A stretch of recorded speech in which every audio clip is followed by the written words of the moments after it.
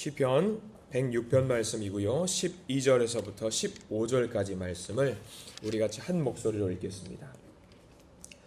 네, 우리 12절부터 같이 읽어볼까요? 12절입니다. 이에 그들이 그의 말씀을 믿고 그를 찬양하는 노래를 불렀도다. 그러나 그들은 그가 행하신 일을 곧 잊어버리며 그의 가르침을 기다리지 아니하고 광야에서 욕심을 크게 내며 사막에서 하나님을 시험하였도다. 그러므로 여호와께서는 그들이 요구한 것을 그들에게 주셨을지라도 그들의 영혼은 쇠약하게 하셨도다. 아멘.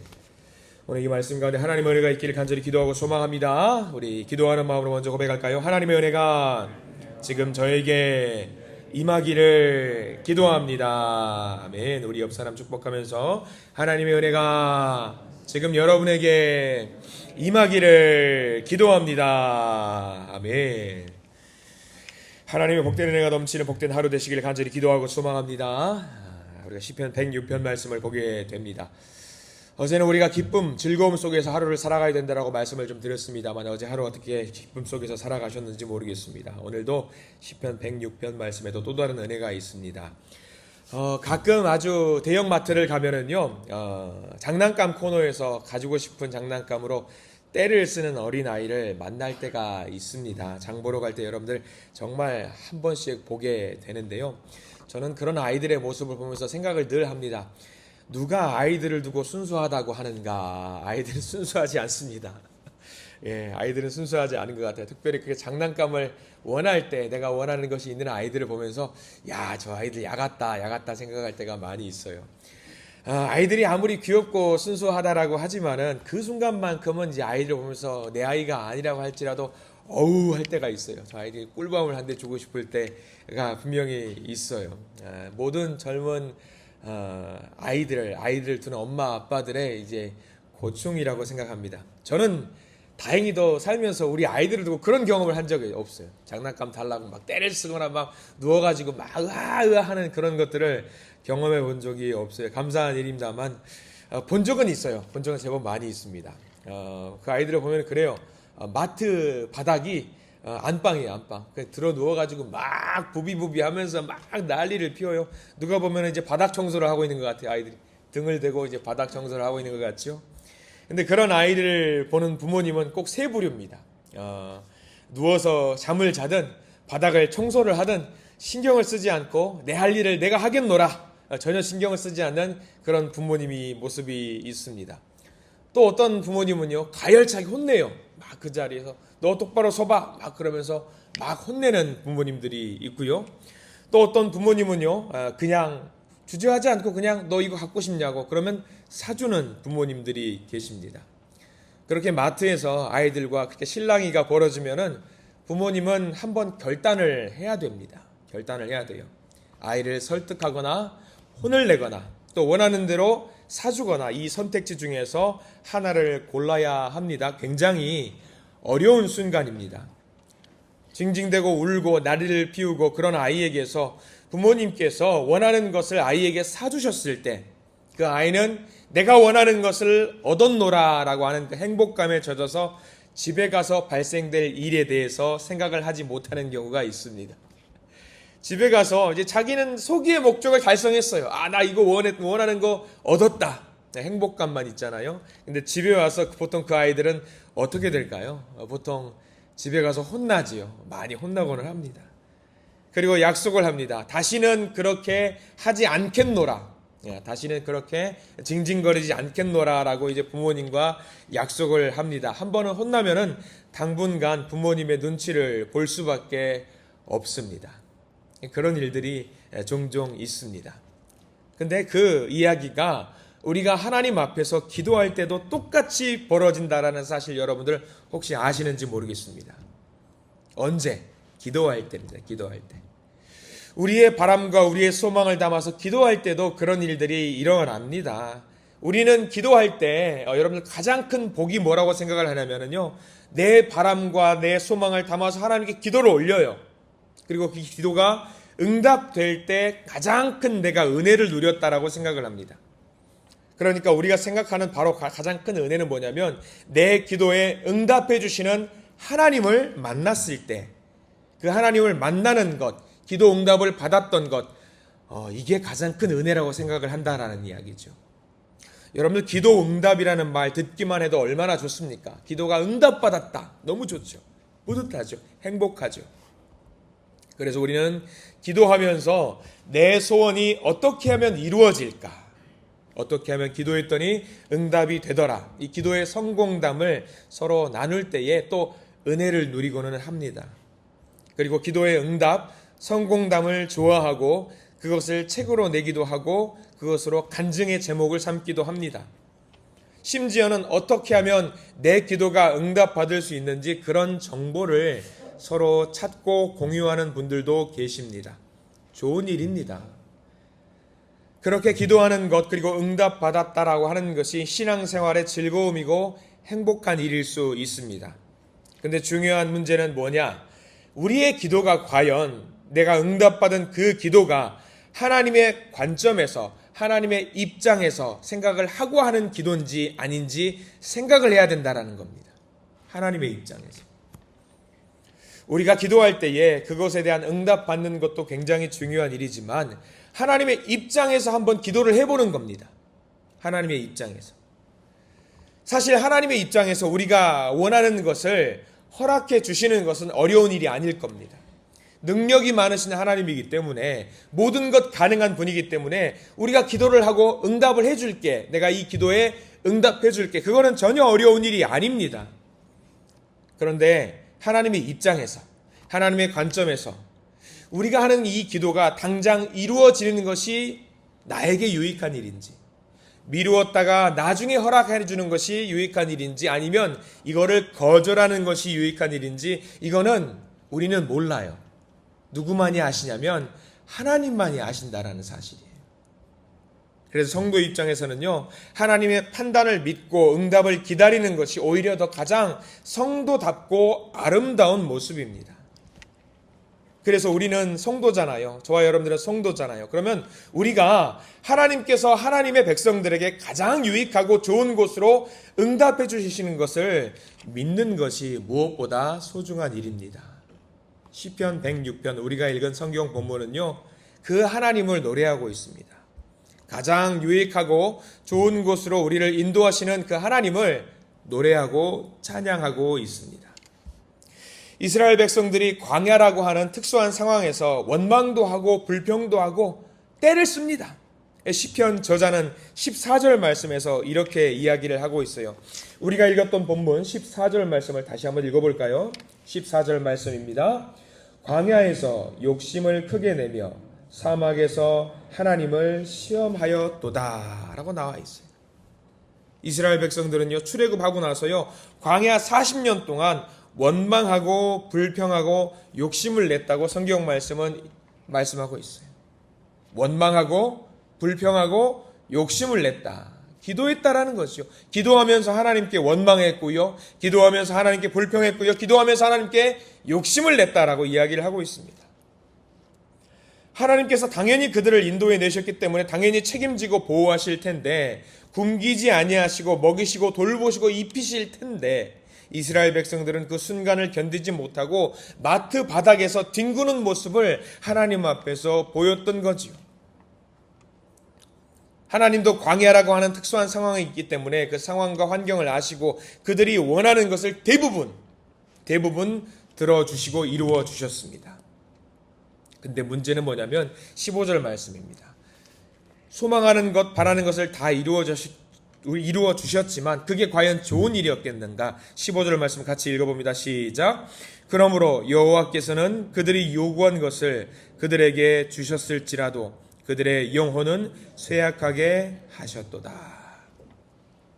먹을 것을 달라면 먹을 것을 주셨습니다.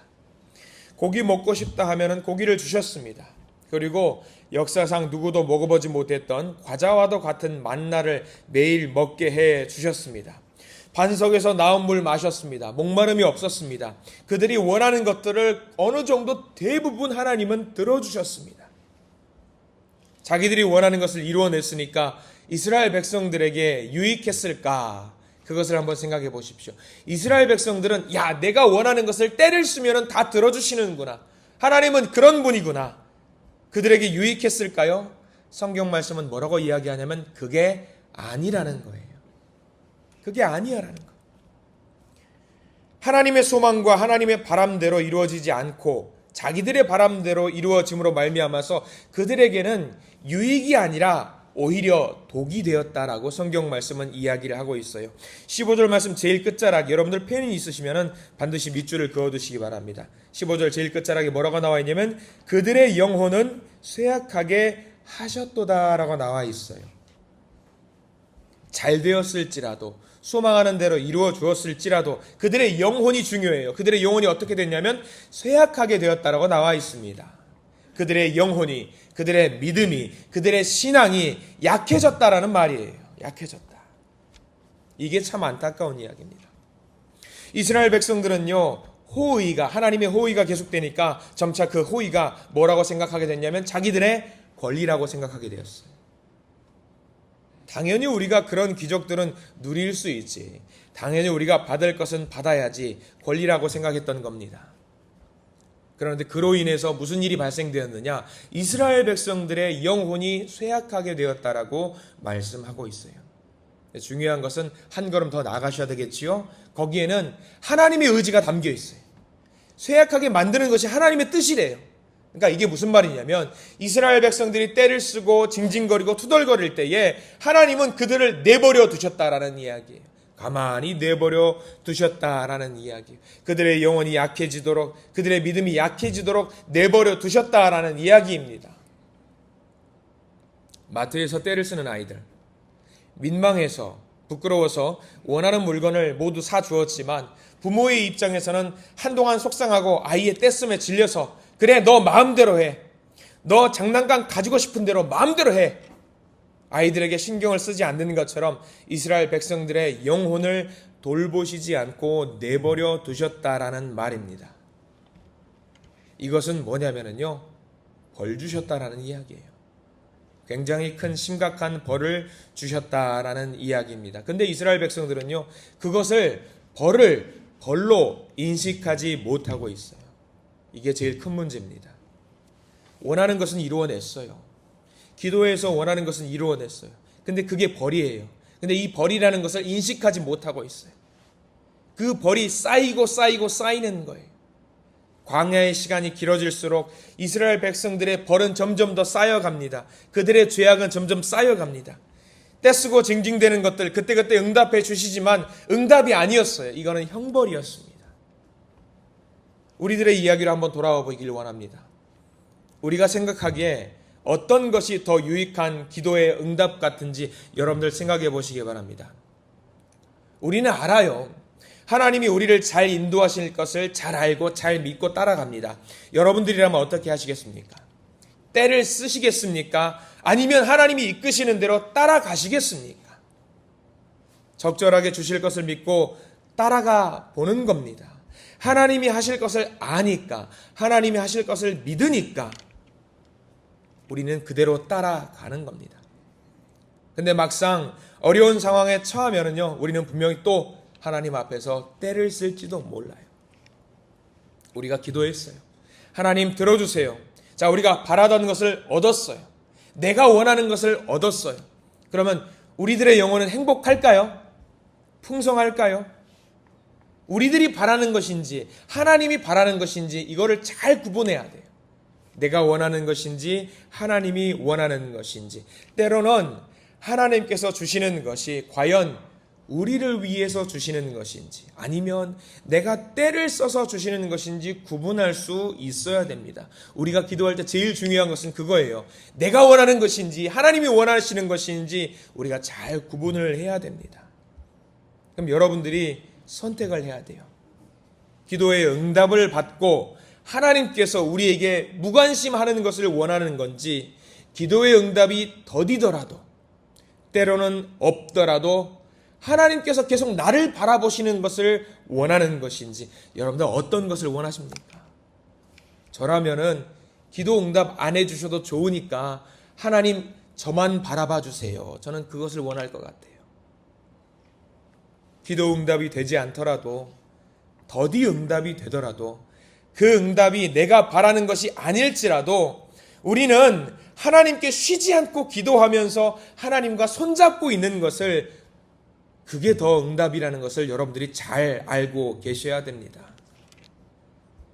우리가 평소에 어린아이와 같은 마음으로 너무 갖고 싶어서 떼쓰고 달라고 뒹굴거리고 있는 그런 모습은 아닌지 나의 모습을 한번 돌아보시기 바랍니다. 그리고 내가 바라고 소망하는 것이 과연 하나님께서 원하시는 것인지 생각해 보시기 바랍니다. 내가 기도했어요. 원하고 바랍니다. 근데 가만 생각해 보는 거예요. 내가 이 바라고 원하는 것이 이루어지면 하나님이 불편해 하실 것 같다 라고 한다면 그 기도를 즉시 멈춰야 돼요. 그리고 기도를 달리해야 됩니다. 하나님 원하세요? 하나님 이거 원하세요? 하나님이 원하시면 주세요. 근데 하나님이 원하지 않으시면 그냥 거절해 주세요. 이루어 주지 마세요. 하나님의 관점으로 우리는 기도를 다시 해야 합니다. 그래서 진짜 믿음이 있는 사람들은요, 하나님께서 거절하시는 것도 응답이라는 것을 우리는 믿어야 됩니다. 어떻게 됐든 간에 하나님께서는요, 가장 좋은 곳으로, 가장 알맞은 것으로 우리를 이끄심을 믿으십시오. 그리고 그저 신뢰하십시오. 그리고 거절하심도 믿으십시오. 어떤 과정과 어떤 결과가 있다고 할지라도 우리들의 믿음이 흔들리지 않고 온전히 주님을 신뢰할 수 있기를 간절히 축원합니다. 그래서 오늘 12절 말씀이 어쩌면 핵심적인 말씀일 것 같아요. 여러분들 12절 말씀을 한 번만 더 읽고 나가기를 원합니다. 12절 말씀을 전체를 다 밑줄 긋고 같이 읽습니다. 12절입니다. 이에 그들이 그의 말씀을 믿고 그를 찬양하는 노래를 불렀도다. 그의 말씀을 믿고, 그의 말씀을 믿고. 응답하신 것도 아멘이고 거절하신 것도 아멘입니다. 우리는 그저 하나님의 말씀을 믿어야 됩니다. 온전히 믿고 모든 것에 찬양하는, 모든 응답에 찬양하시는 믿음의 성도님들 되시기를 간절히 축원합니다. 기도하겠습니다. 사랑의 하나님, 은혜를 주신 하나님을 찬양합니다. 오늘도 부족한 가운데 선한 길로 인도하신 하나님의 손길을 찬양합니다. 주님과 손잡고 믿음의 길을 완주하면서 하나님만 바라보고자 하오니 우리의 시선과 우리의 마음이 흔들리지 않게 해 주시옵소서. 우리의 기도에 응답하신 것도 은혜입니다. 거절하신 것도 은혜입니다. 미루어 주시는 것도 은혜입니다. 모든 것이 은혜입니다. 그렇기 때문에 주님 말씀을 믿고 신뢰하고 따라갑니다. 우리에게 가장 알맞게 응답하시는 하나님을 그저 찬양하오니 우리의 예배와 우리의 기도를 받아 주시옵소서. 주님께서 주시는 어떤 응답이든 믿음으로 받을 수 있는 거룩한 영혼들이 되게 해 주시옵소서. 모든 것을 맡기오며 주님 앞에 나아갑니다. 주님, 우리를 오늘 하루도 인도해 주시옵소서. 예수 그리스도 이름으로 간절히 기도드립니다. 아멘.